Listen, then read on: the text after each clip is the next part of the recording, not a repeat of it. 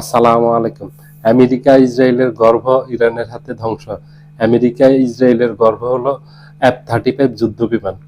এটাকে আমেরিকা ইসরায়েলের গর্ভ বলা হয়। যে আমেরিকা ইসরায়েলের এই যুদ্ধ বিমান কেউ ধ্বংস করতে পারবে না।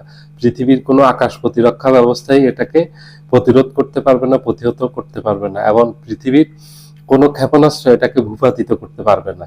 কিন্তু আজকে ইরানের ক্ষেপণাস্ত্রের আঘাতে এই আমেরিকার গর্ভের F-35 যুদ্ধ বিমান বিধ্বস্ত হয়েছে ইরানের আকাশে, যেটা নিয়ে এত গর্ব করত।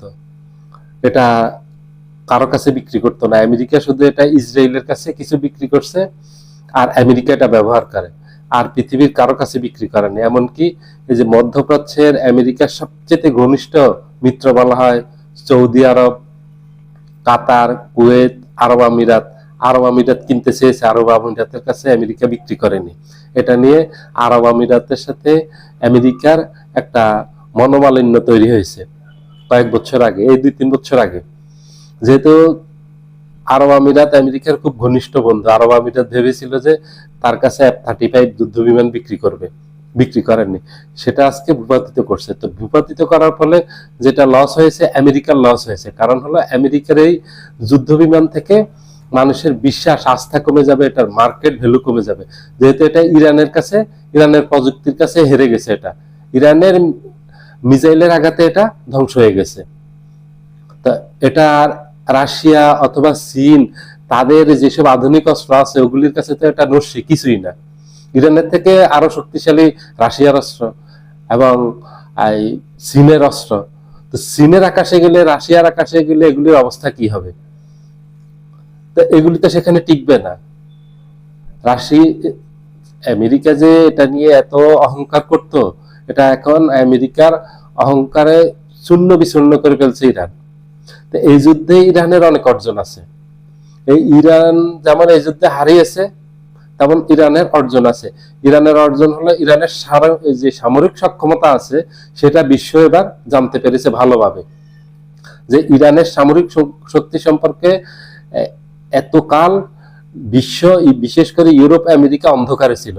ঠিক এই 3 সপ্তাহে যুদ্ধে বরাবর, এই যুদ্ধটা 3 সপ্তাহ কন্টিনিউ করতেছে। 3 সপ্তাহে পুরো বিশ্ব দেখেছে এবং হাড়ে হাড়ে আমেরিকা ইসরায়েল টের পেয়েছে ইরানের সামরিক শক্তি।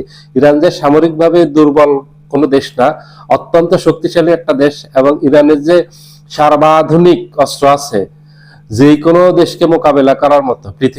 পৃথিবীর এখনকার সময় সবচেয়ে সুপার পাওয়ার বলা হয় আমেরিকাকে। সেই আমেরিকা নাস্তানাবুদ হয়ে গেছে ইরানের কাছে, ইরানের এইসব অস্ত্রের কাছে, কারণ ইরানের যুদ্ধ কৌশলের কাছে। এখন আমেরিকা চাচ্ছে যে যুদ্ধ বন্ধ করে পালিয়ে যেতে, এখন পারতেছে না, যুদ্ধ বন্ধ করতে পারতেছে না, যুদ্ধ কন্টিনিউ করতে। ইরান এইভাবে পাল্টা আঘাত করছে। ইরানের পাল্টা আঘাতে আমেরিকা না, পুরো বিশ্ব বিস্মিত হয়েছে যে আমেরিকাকে এইভাবে নাস্তানাবুদ, আমেরিকার ইতিহাসে, আমেরিকার স্বাধীনতার ইতিহাসে, 250 বছরের ইতিহাসে কেউ এইভাবে আমেরিকাকে নাস্তানাবুদ করতে পারেনি। আপনারা ইতিহাস দেখবেন। এবং ইসরায়েলের 80 বছরের ইতিহাসে ইসরায়েলকে এইভাবে কেউ আঘাত করতে পারেনি। ইসরায়েলের ভিতরে এই ইরান একের পর আঘাত করতে করতে ইসরায়েলকে গাজাতে রূপান্তরিত করছে। ইসরায়েল যেভাবে গাজাকে ধ্বংসস্তূপে পরিণত করছে, একইভাবে ইরান ইসরায়েলকে ধ্বংসস্তূপে পরিণত করছে। একইভাবে আমেরিকার মধ্যপ্রাচ্যের যত সামরিক ঘাঁটি আছে সবগুলিকে ধ্বংসস্তূপে পরিণত করছে ইরান একা। ইরান একা লড়ছে পুরো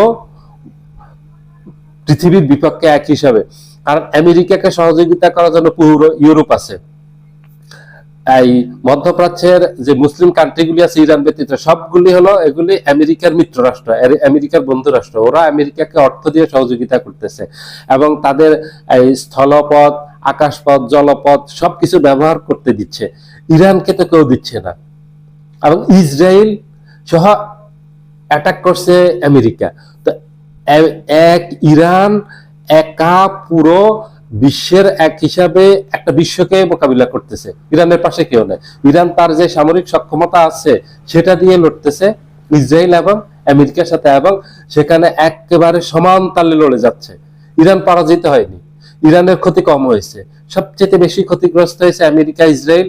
কারণ তাদের সামরিক শক্তি যে খুব দুর্বল ইরানের কাছে, ইরানের কাছে তারা ধরা খেয়েছে, এটা বিশ্বের কাছে প্রকাশ পেয়ে গেছে।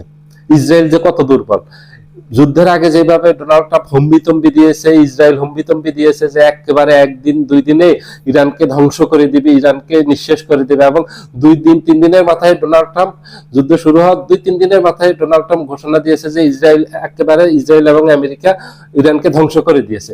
কিন্তু দেখা গেল এখন ভিন্ন চিত্র, ইরান আরো ডাবল শক্তিতে আক্রমণ করতেছে, এবং ইরান বলছে যে তারা এই যুদ্ধ থামাবে না, এই যুদ্ধ অনন্তকাল করে যাবে। এটা আমেরিকা সহ পুরো বিশ্ব বিস্মিত হয়েছে। এখন আমেরিকা পুরো ইউরোপের কাছে সাহায্য চাচ্ছে, ইউরোপ বলছে কোনো সাহায্য করবে না, তারা এই যুদ্ধে তারা জড়াবে না কোনো অবস্থাতে। ইমানুয়েল ম্যাক্রো, ফ্রান্সের প্রেসিডেন্ট, ব্রিটেনের প্রধানমন্ত্রী কেয়ার স্টারমার্ক সহ ইউরোপিয়ান নেতারা স্পষ্ট বলে দিয়েছে এই যুদ্ধে তারা জড়াবে না। সবাই ভালো থাকবেন, আল্লাহ হাফিজ।